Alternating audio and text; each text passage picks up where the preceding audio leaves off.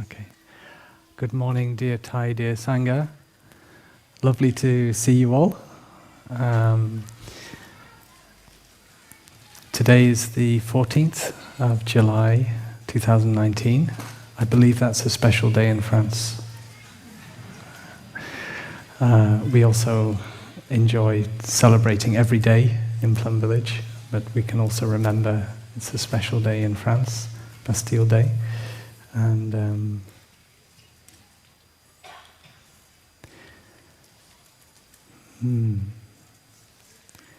so I remember a child once asked Thai a question, how do you sit and give talks to so many people and you don't get nervous? And Thai said, how do you know I don't get nervous? And so I want to acknowledge I'm a little bit nervous, but I'm also happy. So I've got mixed feelings. And maybe I'd like to invite us to sing a song to help calm the energy, which fits very much with the part of the theme of this morning's talk, which is on the Sutra of the Full Awareness of Breathing. So Thai once said that this song somehow encapsulates the whole of the Sutra, the 16 exercises. It's becoming aware of our in-breath and our out-breath, letting our breath become deep and slow and calm. And then feeling a sense of calm and ease in the body. Smiling to our body and our mind, making our mind happy, generating joy and happiness, and releasing tension. So where we see tension, we embrace and we release tension. And then being in touch with our breathing and with our body like that, feeling calm, we can open our eyes and notice that we have landed, we have arrived in the present moment. And we can say, wonderful moment. So some of you know the song? Okay, let's enjoy together.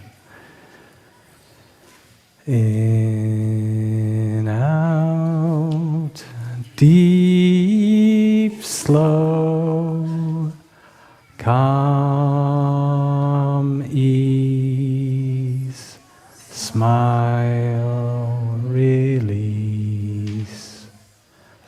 present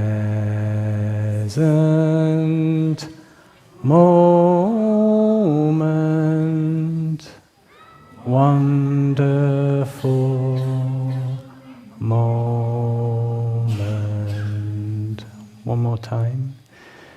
In, out, deep, slow, calm,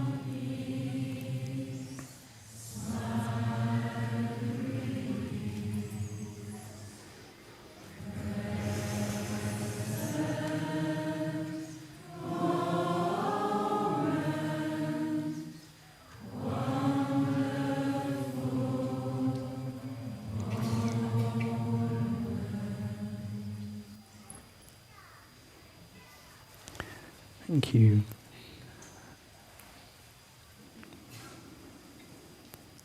So looking around us, we see a lot of people, and we're somehow all here with some common ground, some common intention, and we're allowing ourselves an opportunity to touch peace in ourselves, to establish a sense of calm, so that we can be there for our emotions, be there for noticing what is really going on for us.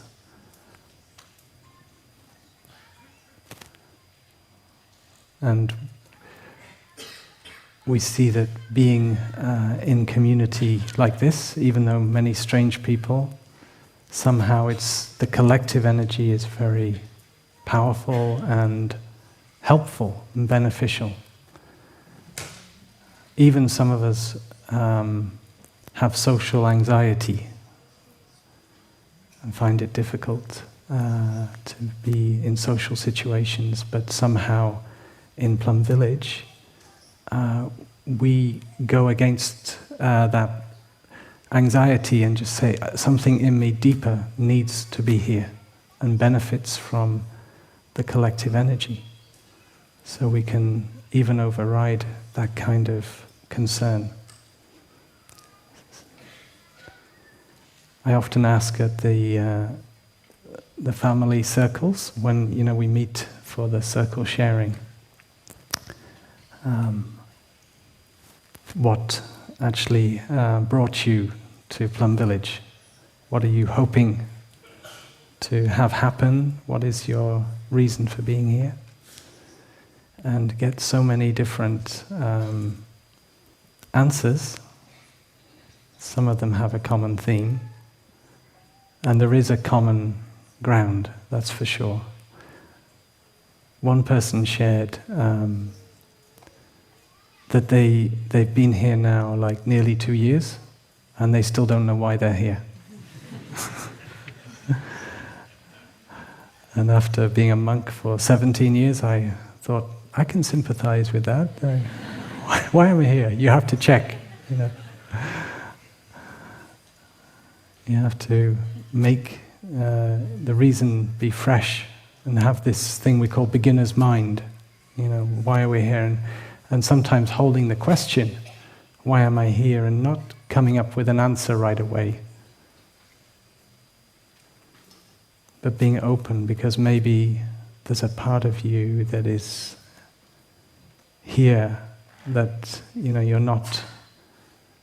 So this gentleman said, something in me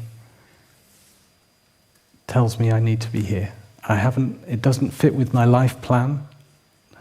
It doesn't fit with my career plan, but I know I need to stay here for longer. And he's been here nearly 2 years. So most of us are here for 1 week. What can we benefit from in 1 week? What do we hope for in 1 week?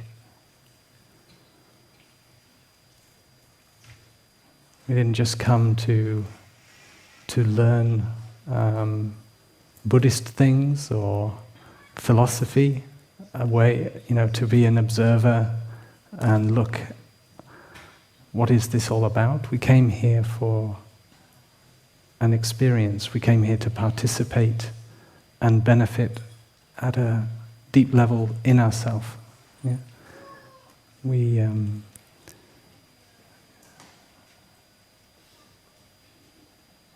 And why couldn't we do that at home? When we have a lot of discomforts in Plum Village, not on purpose, but we're not that wealthy yet, so we can't afford ensuite rooms for everybody. And maybe the practice of a little bit of sparsity, frugality, can be pleasant, and even the discomfort can actually bring us some some aliveness in a way, like, oh yeah, I can be with this. And it's kind of fun, camping. And sharing resources, even the toilets. Last week, Sister Langyam gave a long sharing about sharing toilets, and I won't share my experience. I'll spare you that.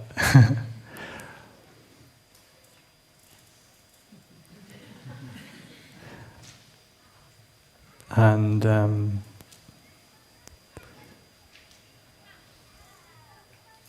so we have this incredible situation where we're practicing together.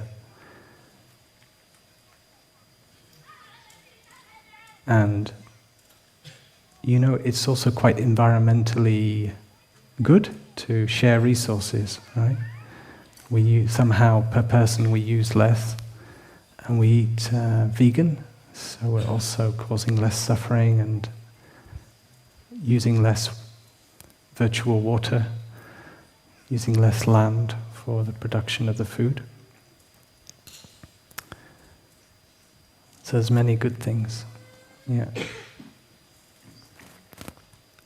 And interestingly, it is amazing how, despite so many of us here together,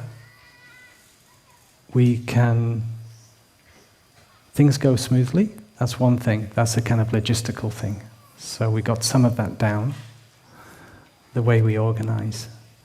But more importantly, everybody is practicing to come back to themselves and to use, in a sense, loving speech, being kind of generating a sense of calm and natural kindness to each other.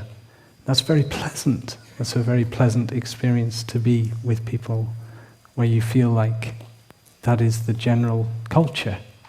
That is what is going on.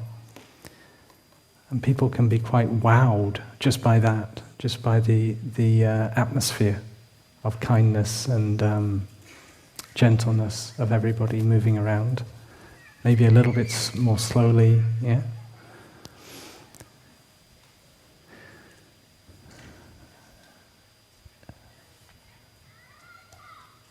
And when we have that kind of feeling of safety, it also it allows us to open up. So there's also a kind of paradox in that it's a time when we can be very intimate inside, like with ourself, intimate to ourself, be really in touch with ourself. So when we do walking meditation, we call it a Sangha body, we walk like a river. So we benefit both from the collective energy, but we're also being really there in having a very unique and individual, if you like, experience.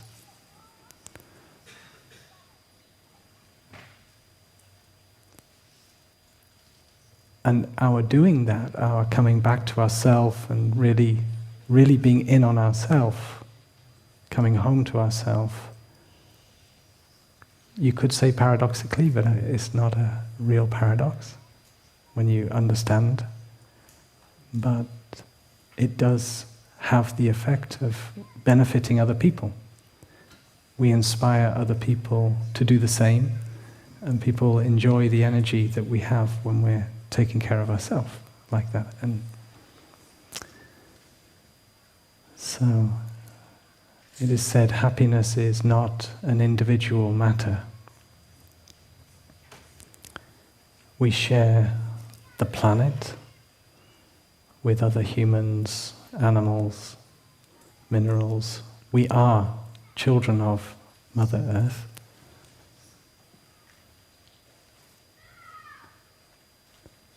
And the way we practice together shows it's possible to be in harmony, to live in harmony as people from many different cultures and nations, different ages, walks of life. The monastic community also we come from many different cultures, traditions, and we enjoy each other's presence, and we enjoy tea together, noodles together, French fries together, occasionally, if we're lucky, once a month, maybe. They're quite hard to make big batches of.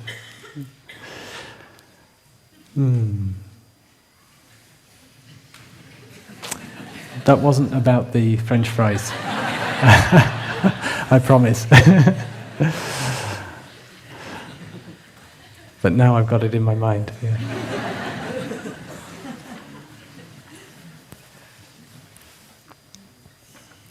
Have the sound of the bell so I can forget about French fries.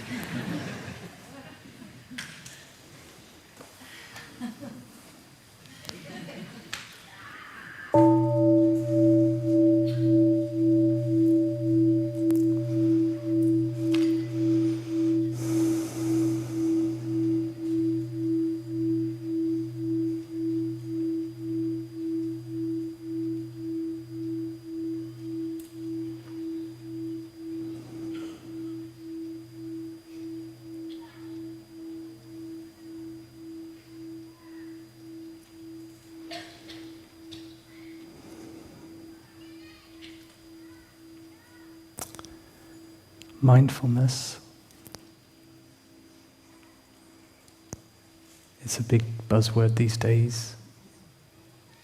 When Thai arrived in Ireland in 2012, he arrived at Dublin airport and he was presented with the Irish Times, and there was a picture of Thai, and it said, "The father of mindfulness."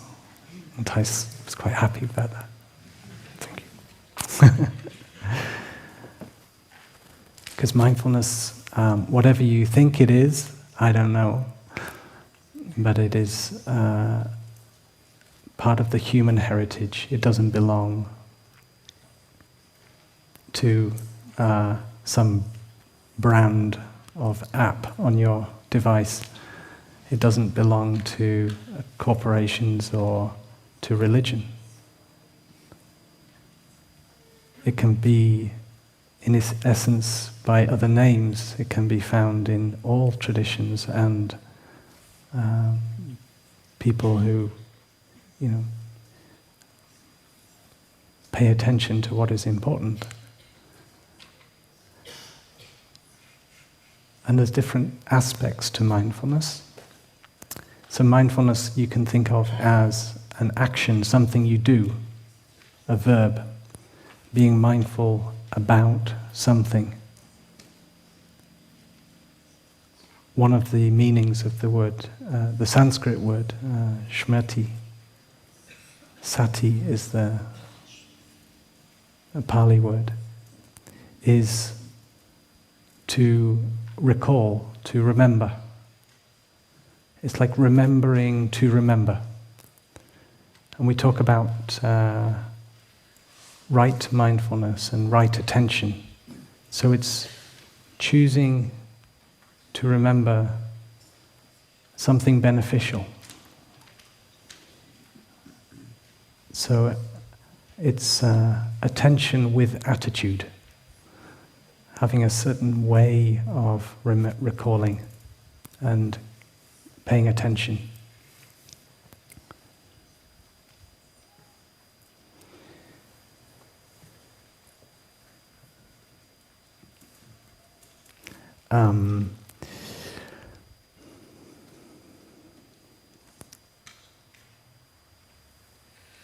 So I'll come back to that. Also want to say that mindfulness, it allows us to recognize what is going on. So we have the action of remembering, and we keep making this choice to come back to awareness of something. And in Plum Village, and we come back to our body, we come back to our actions all through the day. We're also aware of our speech, our way of interacting.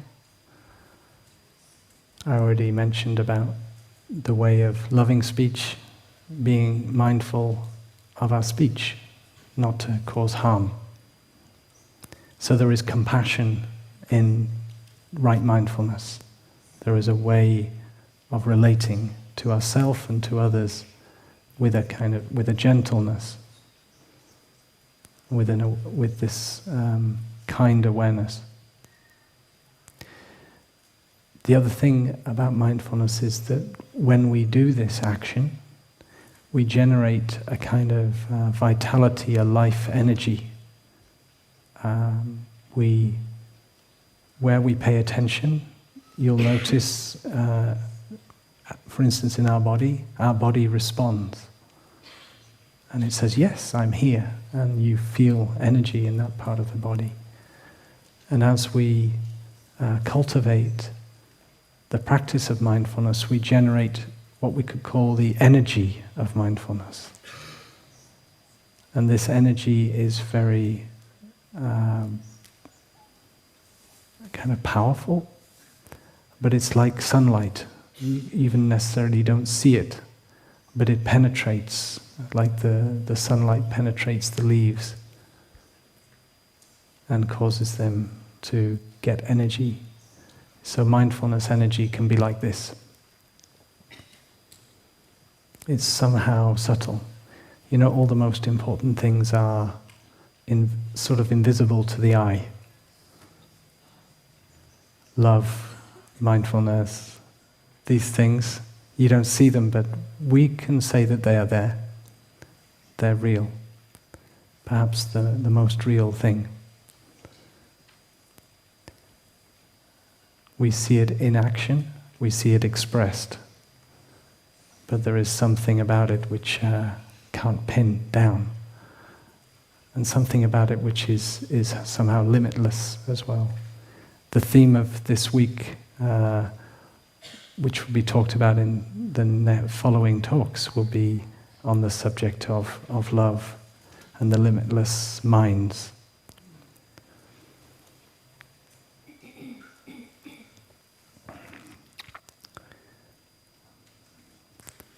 So,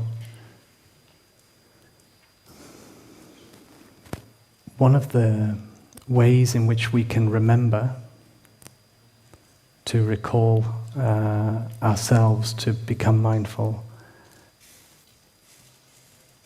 in our daily actions is to have poems. We call them gathas. So I'd like to share a little bit on this subject. In the Buddhist tradition, Thai, our teacher, Thich Nhat Hanh, he practiced with these since he was a novice. They were taken originally, adapted from the Avatamsaka Sutra by a Chinese master, and Thai has now, since then, in this book, Present Moment, Wonderful Moment, daily mindfulness verses for daily living. They're like little poems that can remind us to connect with our action to something profound and important, and in a way give more meaning to what we're doing. And also invite that energy of simple, mere recognition, that energy of awareness of what we're doing. So one of the gathas is, waking up this morning, I smile. So this is for when the very first thing when you wake up, you say, waking up this morning, I smile. That is already very advanced practice. Because you know when you get up and you don't feel like smiling. I mean, how many people can say that they woke up and that's what they thought? Waking up this morning, I smile. Any hands up? 1, 2, 3. Oh, okay, great. Intentionally. Not, yeah. And even when you wake up feeling maybe grumpy, can you do it? Can you just say, okay, waking up this morning, I smile anyway. I smile because it's a practice. I smile because it's my responsibility to generate joy in myself so I can have energy and freshness to face the day, to be in the day. Waking up this morning, I smile 24 brand new hours in front of me. And that should be a blessing, right? We have another day to live. There's a song I used to like singing, I won't sing it. When I wake up in the morning, the sunlight hurts my eyes, and something without warning bears heavy on my mind. And the day that lies ahead of me seems impossible to bear. So sometimes we feel like that. Right? Like the day ahead doesn't seem like a gift. At least for this week, while you're here in Plum Village, see each day as a gift and practice to wake up and give thanks for the day ahead. And start the day with a smile. Waking up this morning, I smile 24 brand new hours in front of me. I vow to live fully each moment. So you're setting that intention right away, to live fully in each moment. And look on all beings with the eyes of compassion. That is the most beautiful line of all. To generate the eyes of love, to look on all beings with the eyes of compassion.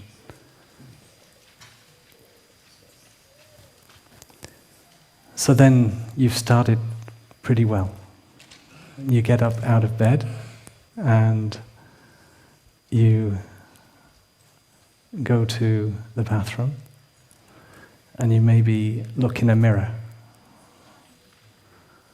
And if you're not having a good day and you didn't get a good night's sleep and you forgot to do the gatha for waking up and smiling, you might look in the mirror and say, oh gosh. Or if you've got a sense of humor, you might say, hello, ugly. As you look at the bags under your eyes, and you don't look so fresh. But if you've got some freshness, you can look and you can smile to yourself in the mirror. You know, I once went to a Catholic nunnery, and there was the most beautiful nun there. There's these beautiful blue sparkling eyes. And I think she must have been 80 years old. And she was just so radiating with sparkling eyes. I still can picture her and her lovely smile. And one of the things I noticed where we were staying is the bathrooms, they had no mirrors. And apparently it was a practice to avoid vanity, so that you don't... and I felt sorry, that this nun couldn't see how beautiful she was. She couldn't enjoy her own sparkling eyes at 80 years old. But... and I'm not saying that I look in the mirror and practice vanity. Sometimes it's, I do see, oh gosh, I need to freshen up more. But there is a gatha for practicing to look in the mirror, and it's very wonderful. Awareness is a mirror. Awareness is a mirror, reflecting the four elements. we are made of the four elements. We're made of earth, fire, air, and a lot of water, by the way. Yeah.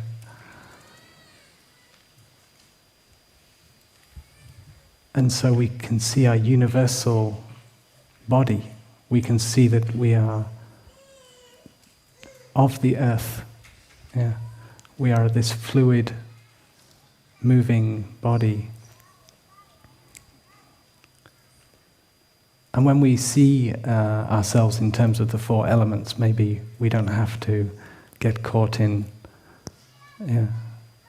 cosmetic beauty. Yeah? And then the gatha goes on to say, beauty is a mind that is open and a heart that generates love. That is what beauty is. That's a beautiful expression of what beauty is to me. Beauty is a mind that is open and a heart that generates love. So that is a lovely reflection to start our day when we look in the mirror, and reminding ourselves of our nature of being of the four elements. And then when we turn on the tap and we pour the water and the water comes out. When I did a little bit of walking before the talk, I met Sister True Dedication on the way, and she was about to hang this gatha on a faucet and a tap. And it's water comes from high mountain sources. Water runs deep in the earth. Miraculously, water comes to us and sustains all life.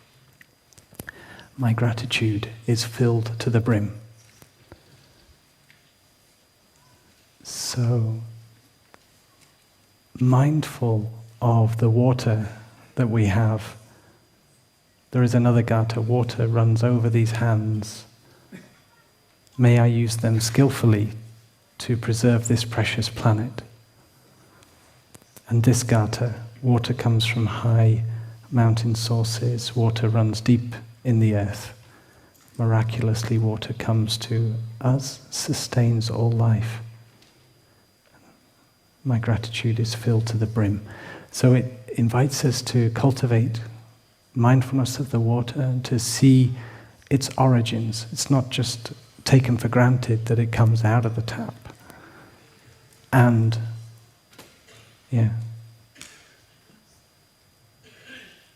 we then have a much more reverence and sense of happiness in ourselves when we connect like that. There was a time when I got the privilege to travel with Thai in Southeast Asia. We were in Singapore, we went through Malaysia and Indonesia. I know I have an Indonesian family in my family. So where are you? Are you here? I can't see. Hi. There's Wilson then. And but actually, I think, as I recall, we just come from Singapore. Singapore has a kind of culture of being very clean. Like, I think it's illegal to put chewing gum anywhere, things like that, or put any trash anywhere. And then we went into Malaysia on the coach, and it was hot, bit of a grimy day. And when we went into stopped at the service station there, we needed to use the bathroom.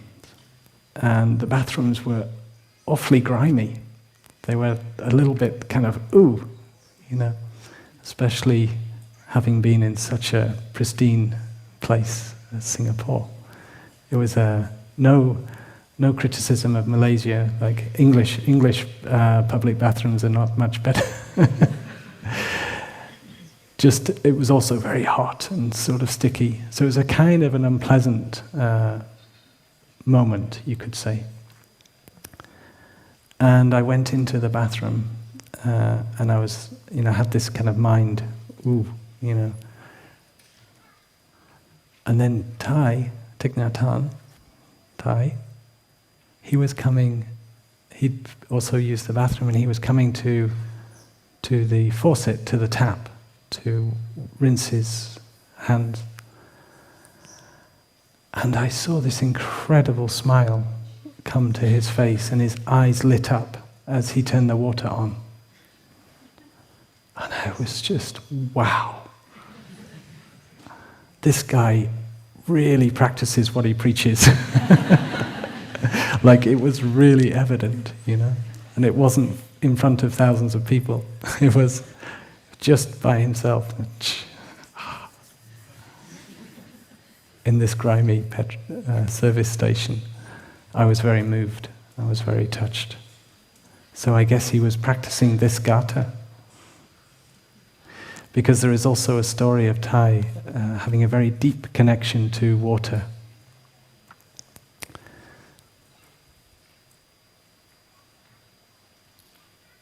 He, when he was, 8 years old or something, he went on a school trip up a mountain, and he went to have a picnic there with his school friends and the teachers. But he was told that there was a hermit that lived in the mountain, and he was very interested. He already maybe had the seed of being very interested in hermits. So Thich likes to have a hermitage, a place where you can retreat and be a little bit hidden and practice meditation, mindfulness, away from the hurly-burly, away from the hustle, the hassle, the fuss of life out there, right? That's partly why we come to a meditation center. So this is like one big, we're all practicing to be hermits, all together, 1,000 hermits together in one big hall. But this hermit lived on his own in the mountain, and he didn't like so much the people. It's because he felt disturbed by that. So when they finally arrived at the hermitage place, little straw hut, he was nowhere to be found. And they left, and somehow Thich, as a young boy, went back there on his own, thinking maybe if I go on my own after the children have left, I'll see him. So he wasn't there. But he noticed there was this limpid, fresh water welling up in this rock pool. And he was thirsty, so he took the water, and he said it was the most delicious water he'd ever tasted. And he had a rest, and he had a sleep, and he felt so refreshed after that. And he felt that even the desire to meet the hermit was satisfied. He didn't sort of feel the need. He'd been so keen to see this hermit. Yeah? And he even thought maybe the hermit transformed himself into water for me to drink. What an incredible imagination for a young boy. Yeah? And that was the hermit showing him that he really did care about him, and offering him refreshing water. So Thich shares that story often with the children, and it's actually, there's a book here, The Hermit and the Well. It's very lovely illustrations of that story. And so that's also Thich sharing his deep connection to water as that incredible substance that sustains life. We could not live long without it, maybe a few days before we would wilt. So we should have a lot of appreciation for water and respect its sources, so that our children can also have clean, fresh water. It should be a human right to have water, fresh, clean water.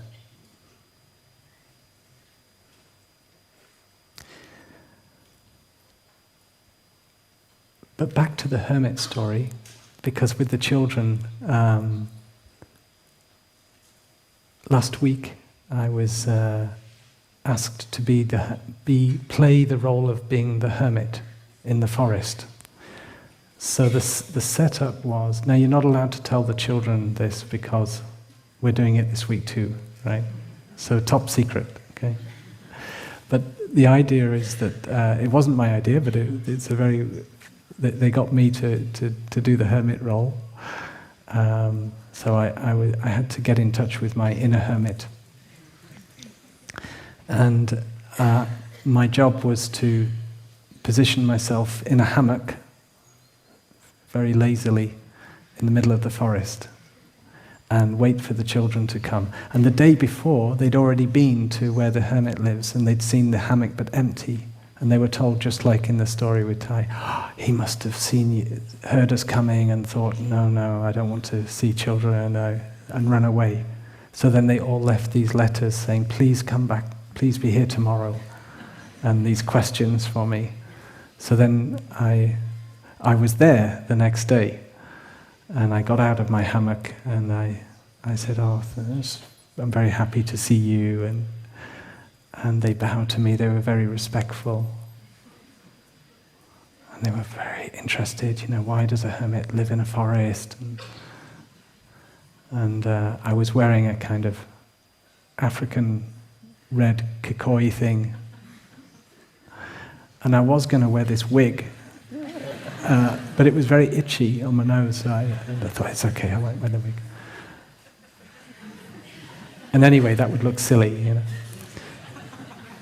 And then this little boy at the front said, you're not a hermit, you're Brother Phap Lai.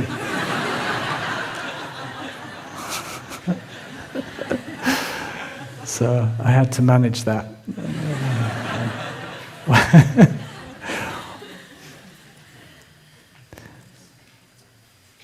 But we had a wonderful discussion in the end, in the forest, and we talked about the joy of being connected to nature, the joy of the simplicity of being there.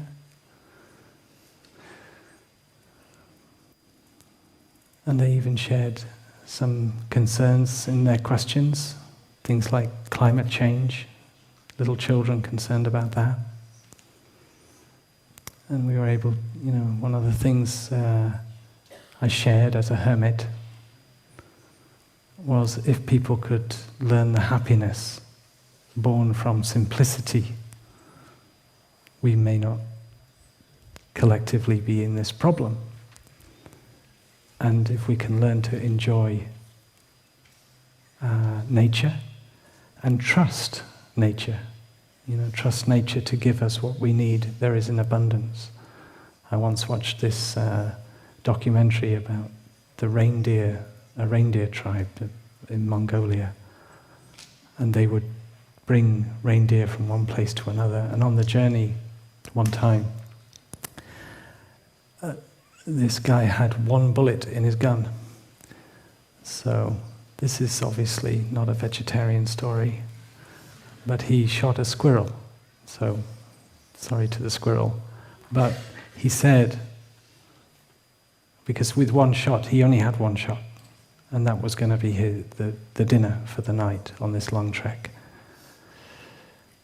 And what he said actually was very beautiful, which was, when you take what you need, nature agrees to give. So he was respectful of the squirrel's life, and he needed to eat, and this was what he said. And I watched that well before I ever read anything about Thich Nhat Hanh and things, but I remember being very, very moved by that.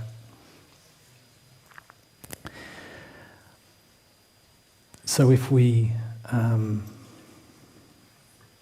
can experience the joy of simplicity, that's a beautiful thing to do.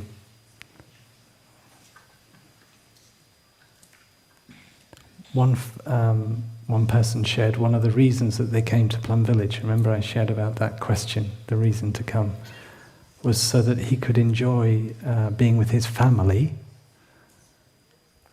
without the things, the things that kind of hijack everybody's attention. When you're on trains these days and everybody's in the grip of the thing. And so somebody coming just to experience being without that, so that the connections in the family could be, because they love each other, but they've got the thing. So to be able to just not have the things and just to be together as a family was already a happiness.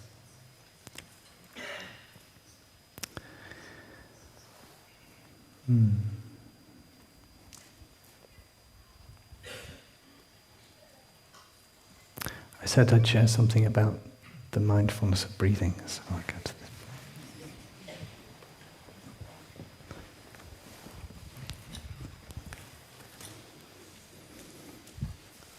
Oh, my leg. Wait for it to come back. I heard I said one of the functions of mindfulness was to be able to choose where you put your attention on things beneficial. And I heard last week Phap Lai gave a funny story about when he was doing an arms round in Vietnam. Was anybody here for that? There you go. Some of you. And it was all about noticing when he got a baguette in his arms bowl, he wanted to keep hold of it. But I don't know, because I wasn't there, I was playing the hermit. But the thing is, it just reminded me of something that happened to me, and I was thinking, can I share anything funny about my experience? And there was this thing that happened to me when I was on the very same alms round, where we, as the monastic community, we sort of symbolically went with our bowls in the community, and we were given food in our bowls as a kind of symbol of the monastic relationship with the lay community, which is a strong symbol, especially in Asia. So this was in Vietnam with Thai, I think 2005 or 7. It was one of those two. And so things were being put in our bowl, and then we walked on, and there was this strange moment where we were sort of settling down to eat, and somebody, I think they were on a motorbike, and they stopped, and he looked very, very confused. He'd never seen a Western monk before. I think that was part of it. And he looked at me, and he saw what we were doing, and he didn't have any food to put in the bowl. So he came up and he gave me a cigarette. And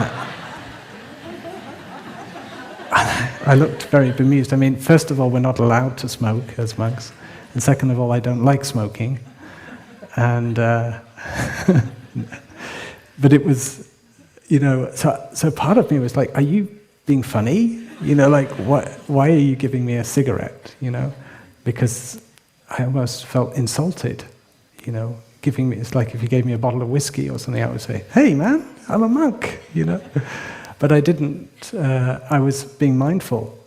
So I had this capacity to just reflect, and I looked at him and I could see that he was very sincere in his gift. He was offering me a cigarette. Maybe he'd seen other monks in Vietnam smoke, I don't know. And so I was able to choose to smile to him instead of react in a not happy, and say thank you. And then he walked away, and the next thing is I saw him shaking his head, and then he came back and he got out of his pocket, he put a lighter. Thought, poor monk, he can't smoke his cigarette without a lighter. So.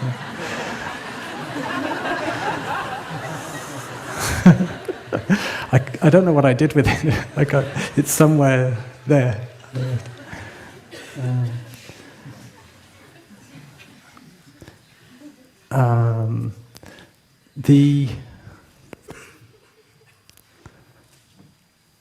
There is a sutra called the Anapanasati Sutta.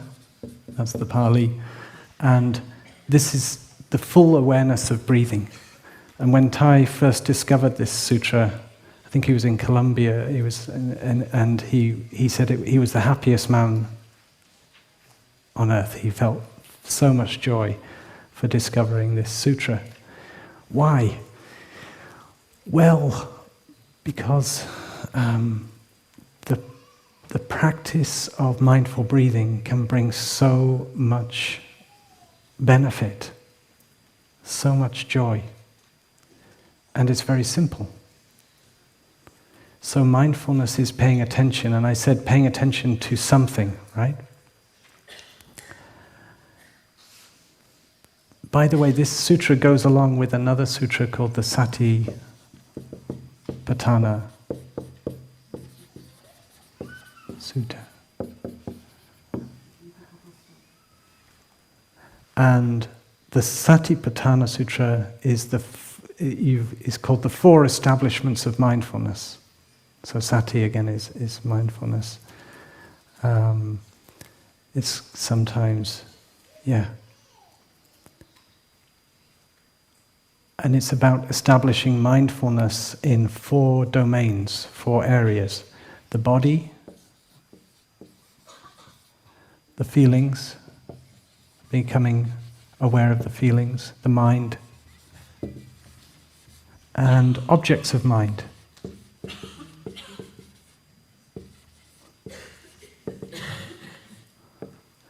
Of course, if you're becoming aware of the body, then the body is the object of your mind. So this is a kind of catch-all after, because the object of your mind can be the feelings and the mind and then other things. So one of the things of when we become aspects of being aware of our body is aware of our bodily actions. So I already shared that those gathas, the poems, helping to remind us what we're doing in different moments of the day. Becoming aware of our body in terms of it moving around and actually acting and moving. Noticing, so in the Satipatthana Sutra, it talks about the bodily positions.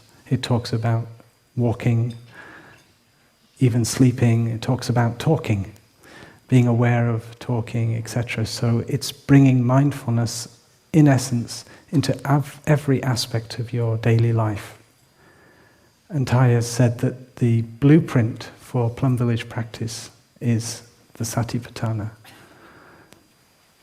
Mindfulness throughout the day, not just concentrated on the cushion or 10 hours of solid sitting.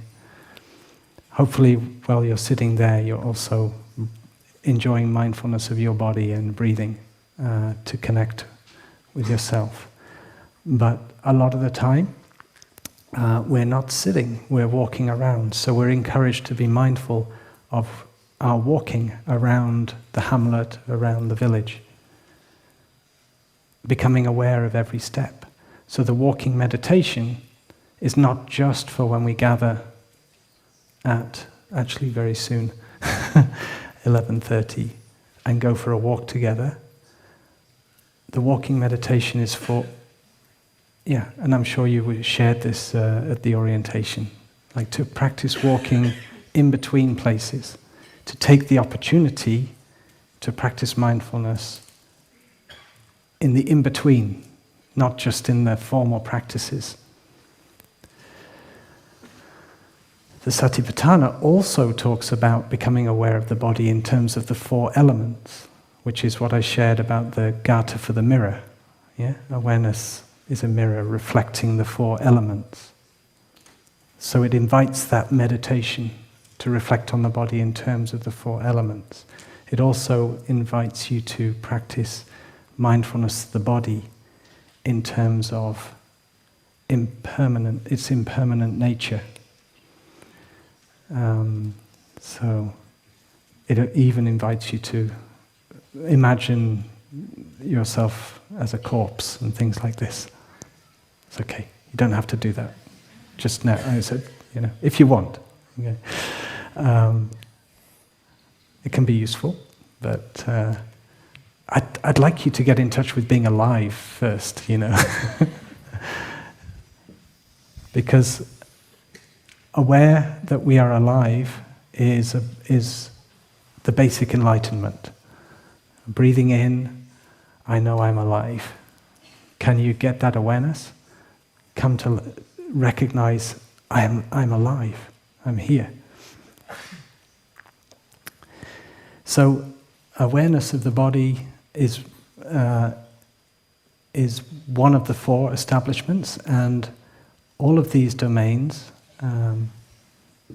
The Anapanasati Sutra is a kind of guided meditation connected with the Satipatthana. So there's 16 exercises, and the first 4 are for the body, the second 4 for the feelings, second 4 for the mind, and the last 4 for the objects of mind. So it's a kind of guided meditation connected with the Satipatthana. So you can also practice the Anapanasati Sutra off the cushion, but you can practice it on the cushion. It's designed a little bit for, really paying attention to the breathing. Yeah. Thai says one way we can practice the Anapanasati Sutra is to focus on nourishing ourselves with joy. But when we go to the body, which is what I was asked to cover, there's just 4 exercises, so we still have time.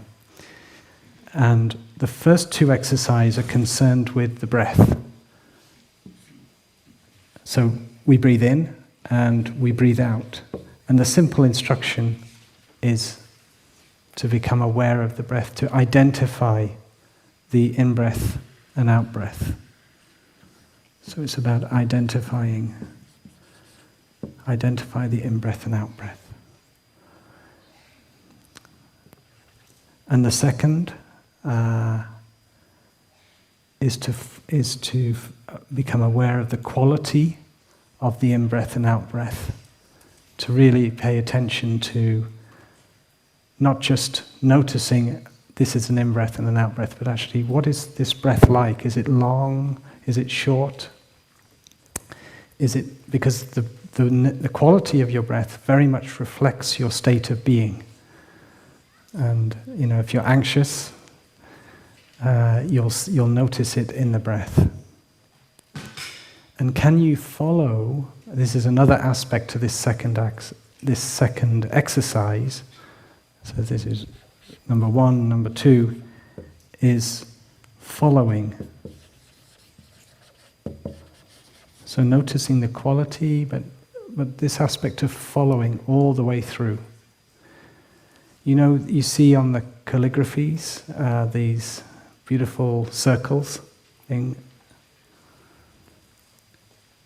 When Thai does, these are all by Thai, these calligraphies.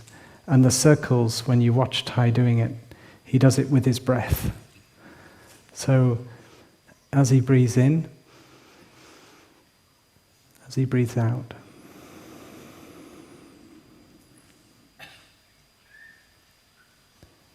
And he makes the perfect circle. And I've tried it, and it really does work. Like you can get a nice circle like that. And I notice that just where I lose my concentration, the circle goes off. It's usually around, so I'm doing this with the brush. Breathing in,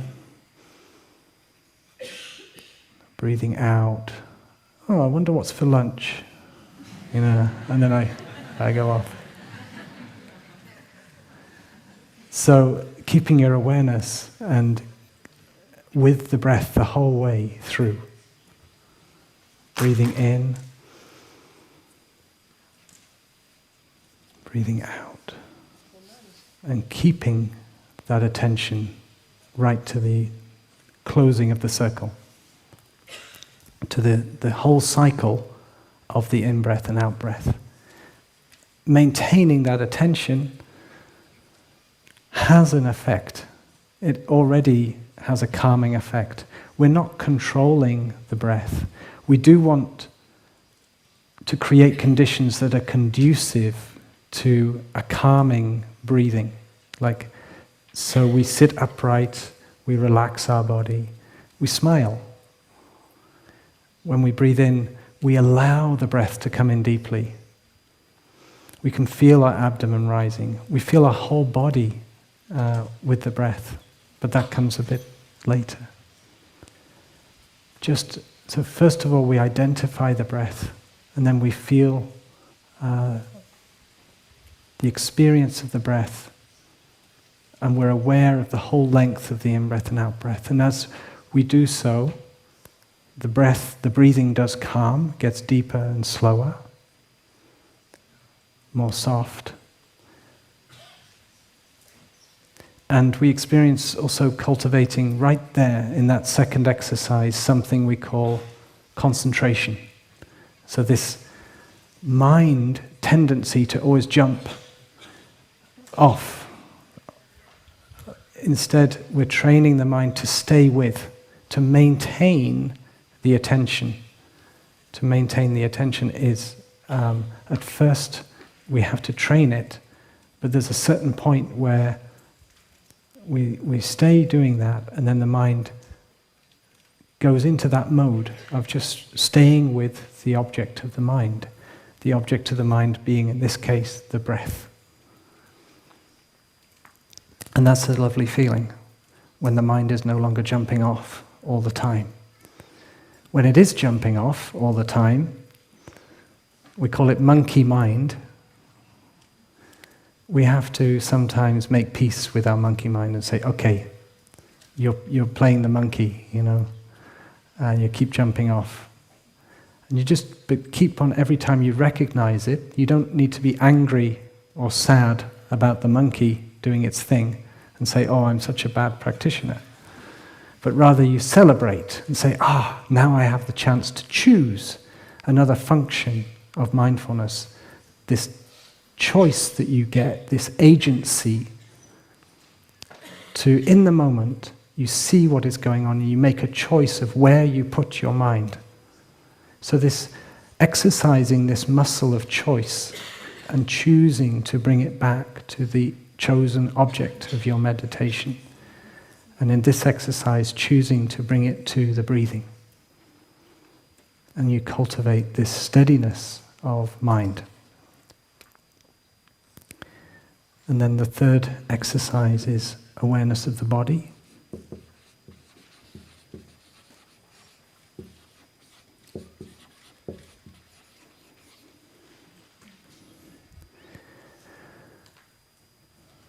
And there is a specific instruction which is very interesting here, and that is aware of the body in the body.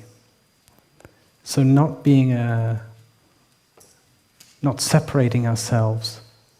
It means that if the subject is the mind and the object is the body, because you are the subject who is becoming aware of your body. If you are in the body with your awareness, it means your body and mind are coming together. Subject and object become one. Body and mind become one. Indeed, body and mind together are that's the holistic, the way we should be. It's a kind of strange thing when our mind is separate from our body. when we forget that we have a body, never mind being in our body. So the first instruction, what one suggestion the Buddha gave when he offered this sutra, it is one of the original sutras from the Buddha in the time, was if you are not able to get that sensation of being in the body, at least recognize, okay, there is a body here, I do know that.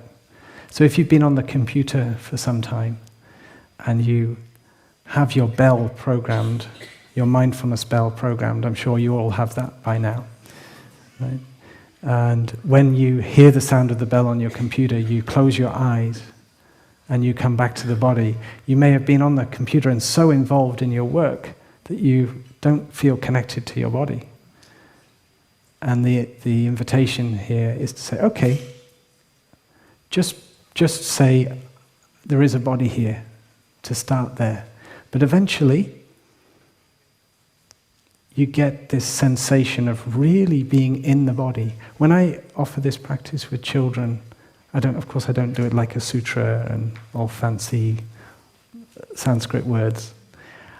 I just invite them to become aware of, as they're sitting, I say, become aware of your back. Because they can't see their back. So they realize, oh, I can be aware of my back. Yeah. So choosing to be aware of parts of your body, that's also a practice which we do particularly in total relaxation, but you can do it any time. As a way, also a way in, to really identify, here's my back, here are my shoulders, yeah. And coming into the body and noticing, oh yeah, I'm in my body, and body and mind is together. I am looking out from my body. Here I am. Whether you're standing, walking, sitting, you can practice that, being in the body. And the fourth exercise is calming the body.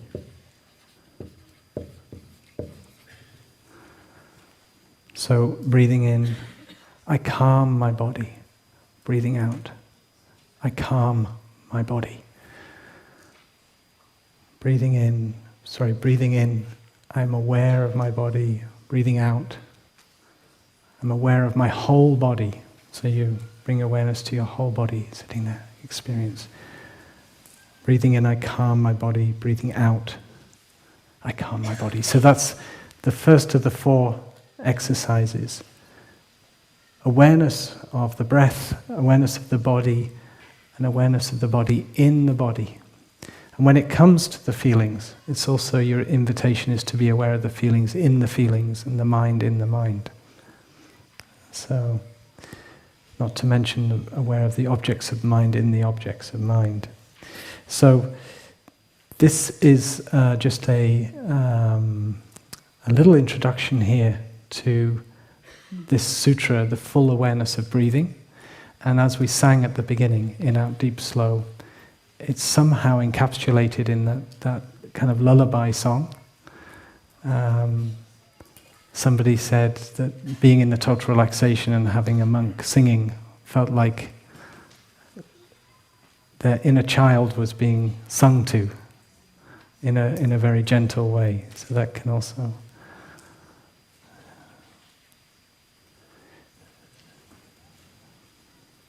So I think we'll leave it there, and come back. Maybe we come back to just a few breaths together. So when we cultivate mindfulness in our actions throughout the day, please know that you're doing it. You're doing it for yourself, but you're also doing it for all of us.